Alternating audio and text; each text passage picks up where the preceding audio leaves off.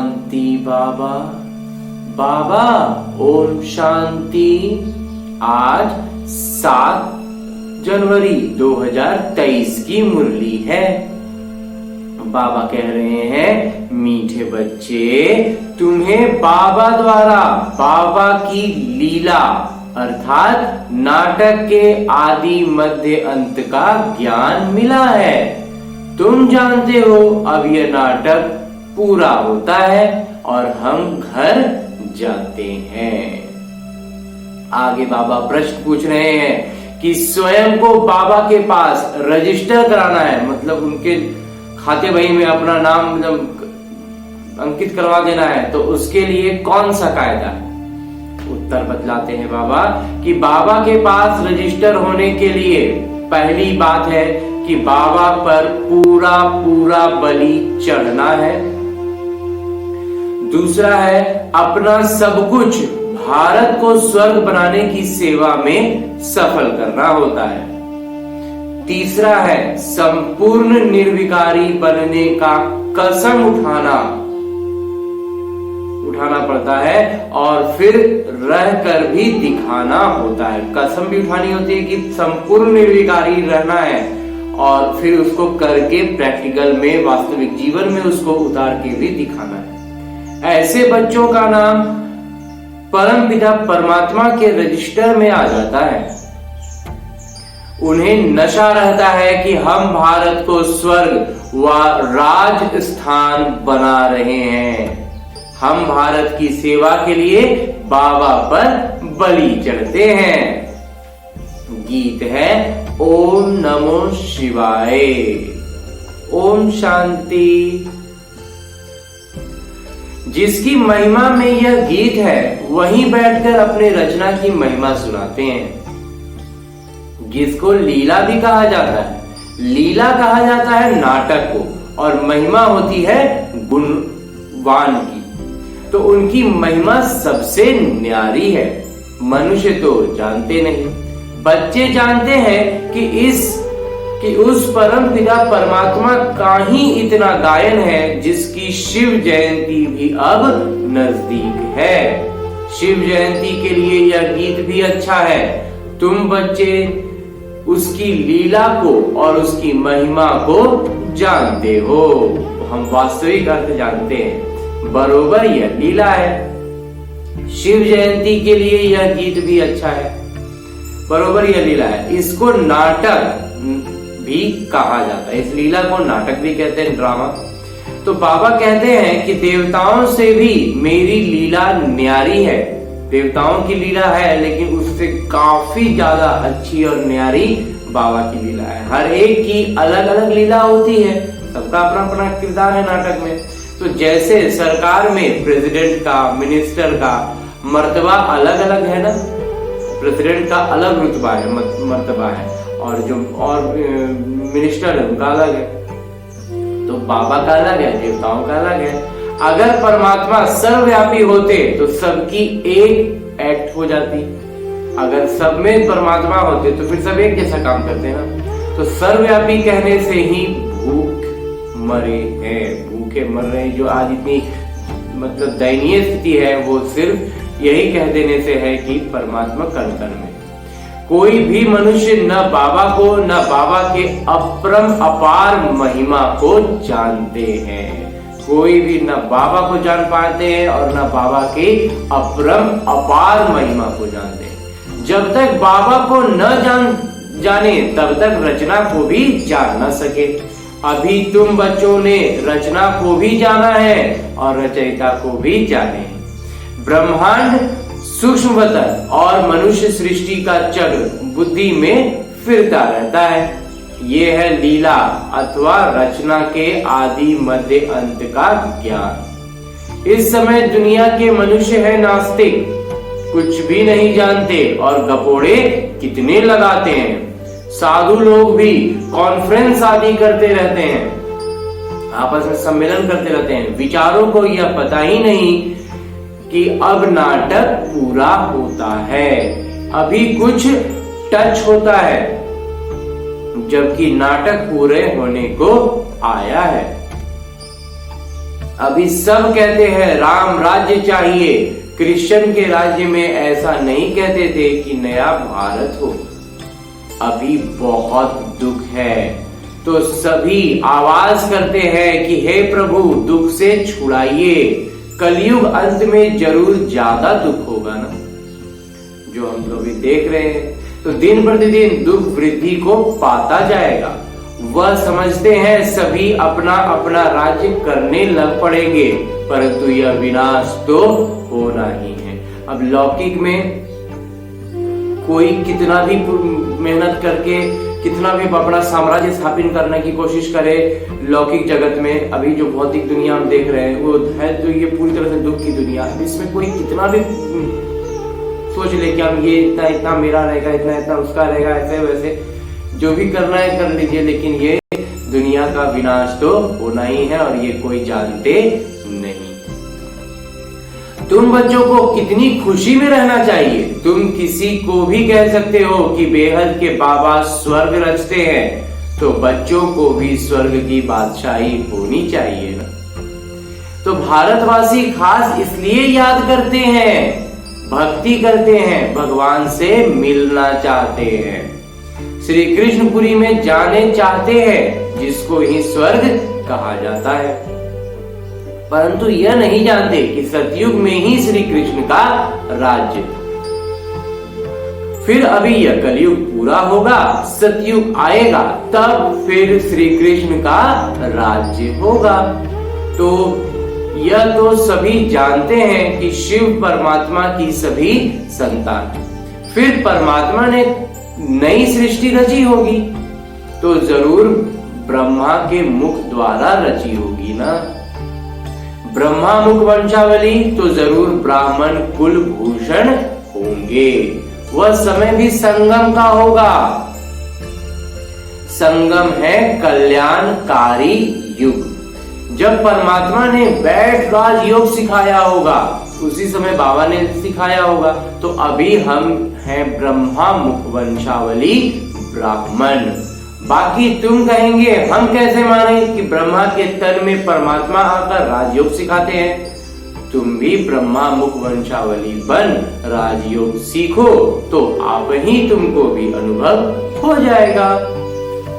इसमें बनावट की व अंधश्रद्धा की कोई बात नहीं। अंधश्रद्धा तो सारी दुनिया में है, इसमें भी खास भारत में गुड़ियों की पूजा करते रहते हैं।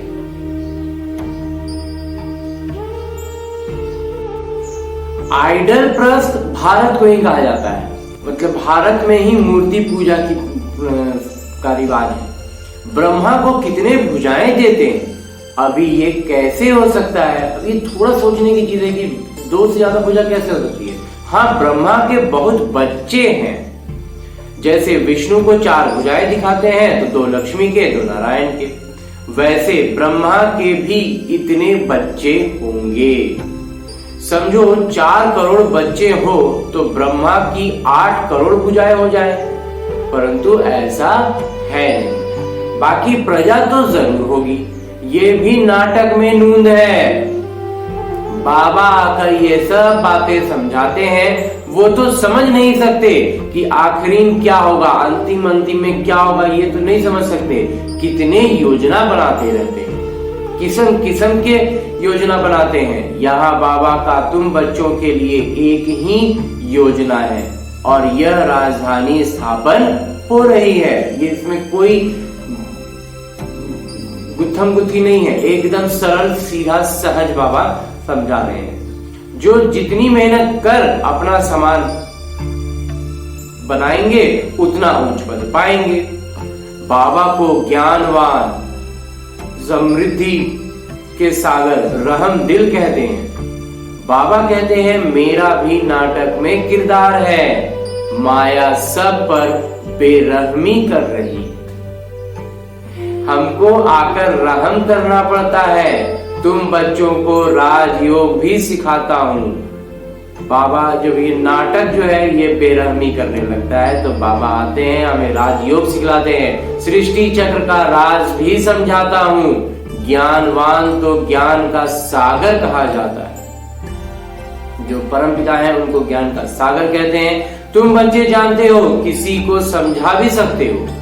यहाँ अंधश्रद्धा की कोई बात नहीं है। हम निराकार परमपिता परमात्मा को मानते हैं। पहले पहले उनकी महिमा करनी चाहिए। यह आकर राजयोग द्वारा स्वर्ग रचते हैं। फिर स्वर्गवासियों की महिमा करनी चाहिए। भारत स्वर्ग था तो सभी सर्वगुण संपन्न 16 कला संपूर्ण थे। 5000 वर्ष की बात है तो परमात्मा की महिमा सबसे न्यारी। जितने भी स्वर्ग में की महिमा करें, तारीफ करें, देवताओं की तारीफ करें, लेकिन सबसे श्रेष्ठ मेरे बाबा की महिमा है, परमपिता परमात्मा की महिमा। फिर है देवताओं की महिमा। इसमें अंधश्रद्धा की बात नहीं है। बार बार आज बाबा इस बात को कह रहे हैं कि इस ज्ञान में अंधश्रद्धा की कोई बात नहीं है। यहाँ तो सब बच्चे हैं, अनुयायी नहीं है। यहाँ कोई किसी का अनुयायी नहीं है, फॉलोअर्स नहीं है। यहाँ सब बच्चे हैं, सीधा सीधा परमपिता परमात्मा के बच्चे हैं। हम ईश्वर के परिवार हैं, ईश्वरीय परिवार है। असल में तो हम सब आत्माएं परमपिता परमात्मा के बच्चे हैं, तो परिवार ही हुए ना। तो वह निराकार फिर साकार में आते हैं। इस समय यह वंडरफुल फैमिली, ये एकदम बहुत अनोखा परिवार, इसमें संशय की बात ही नहीं है। शिव की सभी संतान हैं, प्रजापिता ब्रह्मा की संतान भी गाए हुए हैं। तो हम ब्रह्मा कुमार कुमारियां हैं। नई सृष्टि की स्थापना हो रही है, हमें बाबा निमित्त बना रहे हैं। पुरानी सृष्टि सामने है। पहले तो बाबा की पहचान देनी है। ब्रह्मावंशी बने बगैर बाबा का वर्षा मिल न सके। ब्रह्मा के पास यह ज्ञान नहीं है।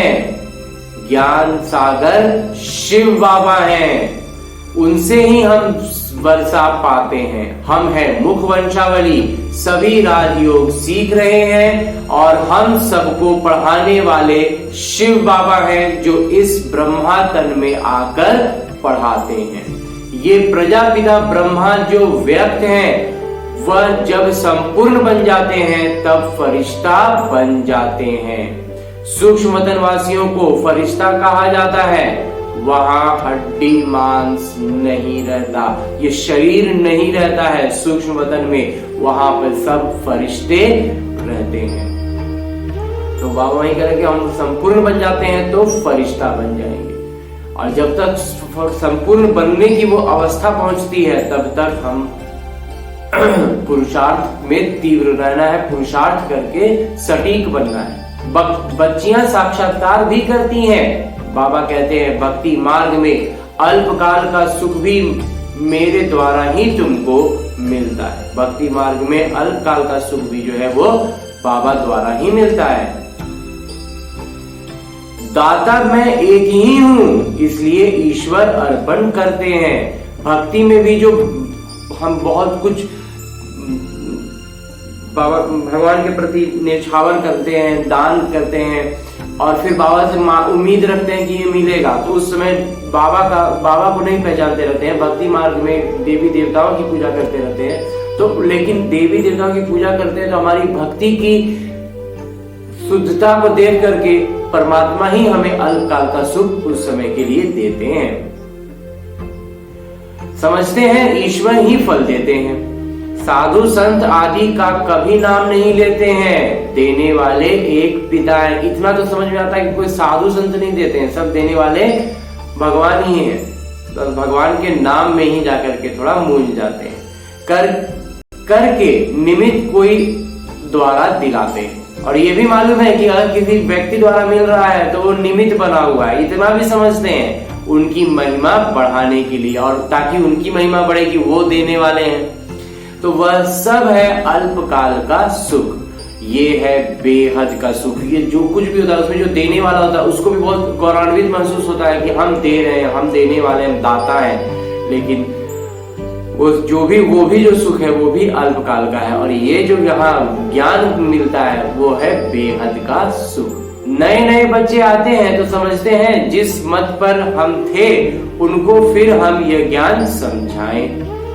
तो जब आते हैं ज्ञान अच्छा लगने लगता है तो लगता है कि हम भी जैसे नहीं जानते थे तो कैसा रहता था, उनको अभी भी जो नहीं जानते उनको बतलाएं। इस समय सब माया की मत पर है।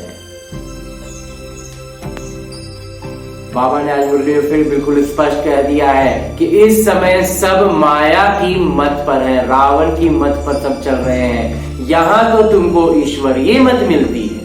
यह मत आधा कल्प चलती है क्योंकि सतयुग त्रेता में हम इसकी प्रारब्ध भोगते हैं। वहां उल्टी मत होती नहीं क्योंकि माया ही नहीं है। माया ही नहीं है तो उल्टा मत कहां से आएगा? उल्टी मत तो बाद में शुरू होती है।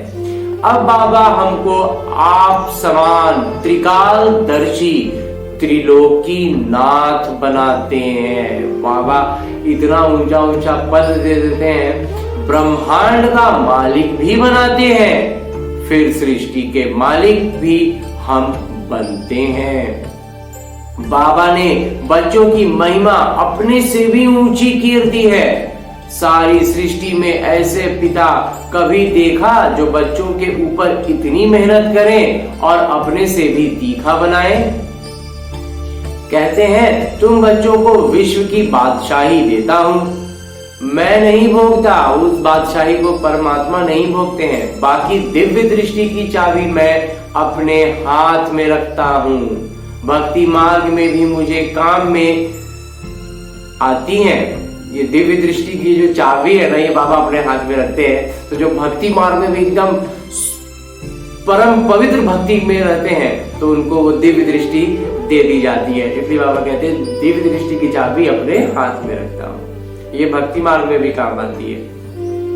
अब भी ब्रह्मा का साक्षात्कार कराता हूं कि इस ब्रह्मा के पास जाकर राजयोग सीख भविष्य में राजकुमार बनो। ये तो बहुतों को साक्षात्कार होता है। राजकुमार तो सभी ताज सहित होते हैं, बाकी बच्चों को ये पता नहीं पड़ता कि सूर्यवंशी राजकुमार का साक्षात्कार हुआ, वह चंद्रवंशी राजकुमार का साक्षात्कार हुआ।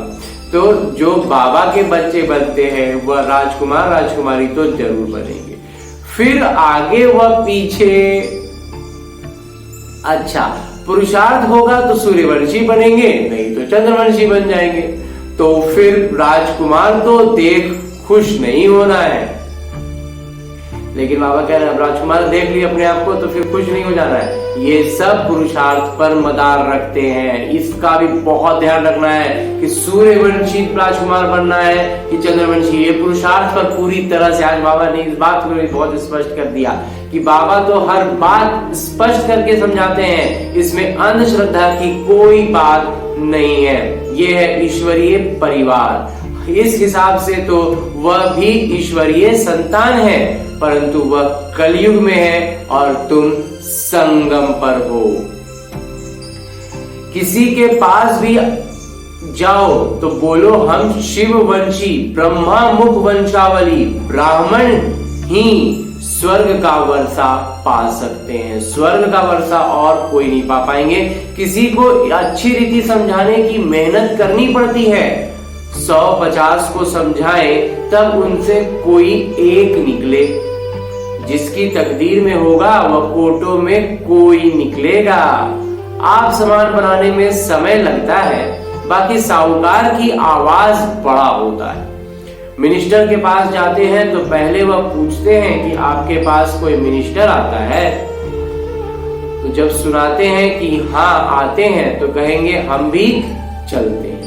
मतलब अगर किसी मिनिस्टर के पास किसी बड़े जो लौकिक जगत में जो अपने आप को बड़ा मानते हैं, चाहे वो रुपया पैसा में साहूकार हो, अमीर हो या फिर किसी राजनीतिक पद पर हो, तो वो पहले पूछते हैं कि और भी कोई है जो ऐसा बड़ा आदमी कोई आता हो आपके पास। तो जब जानेंगे कि हाँ अच्छा वो फलाना जाता है तब हम भी आएंगे। तो क्योंकि उनकी बुद्धि अभी यही फंसी हुई है। लेकिन बाबा कहते हैं कि उनके माध्यम से, क्योंकि उनके फॉलोअर्स बहुत होते हैं, तो उनके माध्यम से कुछ किसी आत्मा को निमित्त बनने के माध्यम में वो काम आए, इसलिए उनको भी बतलाना है। बाबा कहते हैं मैं बिल्कुल साधारण हूं, तो साहूकार कोई बिरला ही आते हैं। बाबा कहते हैं कि मैं तो एकदम साधारण हूं, इसलिए कोई साहूकार जल्दी नहीं आएगा। तो आने जरूर है, परंतु अंत में आएंगे। वो साहूकार लोग भी आएंगे, लेकिन बहुत अंत में आएंगे। तो तुम बच्चों को बहुत नशा रहना चाहिए, उन्हों को समझाना है कि हम तो भारत की तन मन धन से सेवा करते हैं। तुम भारत की सेवा के लिए ही बलि चढ़े हो ना। तो ऐसे फिलैंथ्रोपिस्ट कोई होता नहीं, बिल्कुल निस्वार्थ सेवा। फिलैंथ्रोपिस्ट मतलब निस्वार्थ सेवा करने वाला और कोई नहीं है। जैसे हमें बाबा बनाते हैं, हमें बाबा ये ज्ञान देते हैं। वो तो पैसे इकट्ठे कर मकान आदि बनाते रहते हैं, आखिर तो यह सब कुछ मिट्टी में मिल जाना है। तुमको तो सब कुछ बाबा पर बलि चढ़ाना है। भारत को स्वर्ग बनाने की सेवा में ही सब कुछ लगाना है। तो फिर वर्षा भी तुम ही पाते हो, तुमको नशा चढ़ा हुआ है। जब सब कुछ हम बलि चढ़ाएंगे तो फिर हमें भी सब कुछ, बहुत कुछ मिलेगा, अलौकिक धन संपदा और स्वर्ग का सुख सब कुछ मिलेगा। और इन सब को अगर छोड़ भी दे तो परम पिता परमात्मा के साथ का अनुभव कर पाएंगे। और बाबा कहते हैं कि तुमको तो भारत को स्वर्ग बनाने की सेवा में लगाना है, तो वर्षा पाते। और तो हमें इस बात की नशा होनी चाहिए। नशा अपने आप चाहिए नहीं, ये नशा चढ़ जाएगा अपने आप कि हमें परमपिता परमात्मा हमारे सम्मुख है। हम अलमाइटी अथॉरिटी के बच्चे हैं, हम सर्वोच्च सत्ता के संतान हैं। हम उनके पास रजिस्टर हो गए हैं। बाबा के पास रजिस्टर होने में बहुत मेहनत लगती है। जब संपूर्ण निर्विकारी पने का कसम उठावे और रह करके भी दिखावे, तब बाबा उसे रजिस्टर करते हैं। बच्चों को बहुत नशा रहना चाहिए कि हम भारत को स्वर्ग व राज स्थान बना रहे हैं, तब उस पर राज्य करेंगे। पहले जगह जमीन तैयार कर लेंगे और तब फिर आएंगे सज धज कर राज्य करने के लिए। अच्छा, मीठे मीठे सिकी लदे बच्चों प्रति माता पिता बाबा का याद प्यार और आशीर्वाद। रूहानी बाबा की रूहानी बच्चों को नमस्ते। हम रूहानी बच्चों की ओर से रूहानी बाबा को याद प्यार और प्रणाम। धन्यवाद बाबा, धन्यवाद। मुरली के लिए भी धन्यवाद और इस अनूठे अलौकिक ब्राह्मण जीवन के लिए भी बहुत बहुत बहुत धन्यवाद। धारणा है कि हम ईश्वरीय संतान, एक ईश्वर के परिवार के हैं, एक ही ईश्वरीय परिवार के हैं। हमें अभी ईश्वरीय मत मिल रही है। इस रूहानी नशे में रहना है कि हमें परमात्मा सीधा सीधा अपने बात बतलाते हैं, उल्टी मतों पर नहीं चलना है। भारत की सेवा के लिए ब्रह्मा बाबा के समान पूरा पूरा बलि चढ़ना है। तन मन धन भारत को स्वर्ग बनाने में सफल करना है। पूरा पूरा दानी बनना है, निस्वार्थ भाव से सेवा करनी है, कार्य करना है। और आगे बाबा वरदान दे रहे हैं। वरदान देते हुए बाबा कहते हैं कि परमात्मा प्यार की छत्र छाया में सदा सुरक्षित रहने वाले दुखों की लहरों से मुक्त भव। जो परमात्मा प्यार की छत्र छाया में आ गए, फिर दुख की हवा उस मकान में घुसेगी ही नहीं। जैसे कमल पुष्प कीचड़ पानी में होते भी न्यारा रहता, एकदम उनसे परे, और जितना न्यारा उतना सबका प्यारा। तो ऐसे आप बच्चे दुख के संसार से न्यारे और प्यारे बाबा के प्यारे हो गए। ये परमात्मा प्यार छत्र छाया बन जाता है, और जिसके ऊपर परमात्मा छत्र छाया है उसका कोई क्या कर सकता है। इसलिए फखूर में रहो कि हम परमात्मा छत्र छाया में रहने वाले हैं। ये बात का नशा रहे कि हम परमात्मा प्यार के छत्र छाया में हैं, और दुख की लहर हमें स्पर्श भी नहीं कर सकती। कुछ भी हो, हमें दुख स्पर्श भी नहीं कर पाएगा। और ये तब होगा जब हमारे भीतर में पूरा पूरा बाबा कहते हैं कि निस्वार्थ भावना हो और पूरी पूरी पवित्रता हो। इसकी कसम भी उठानी है और इसको वास्तविक जीवन में जी करके भी दिखलाना है, तब परमात्मा प्यार की छत्र छाया में आएंगे। और अंत में स्लोगन है, मुरली का उपदेश है कि जो अपने श्रेष्ठ चरित्र द्वारा बाबा तथा ब्राह्मण कुल का नाम रोशन करते हैं वही कुल दीपक हैं। अच्छा, ओम शांति बाबा। ओम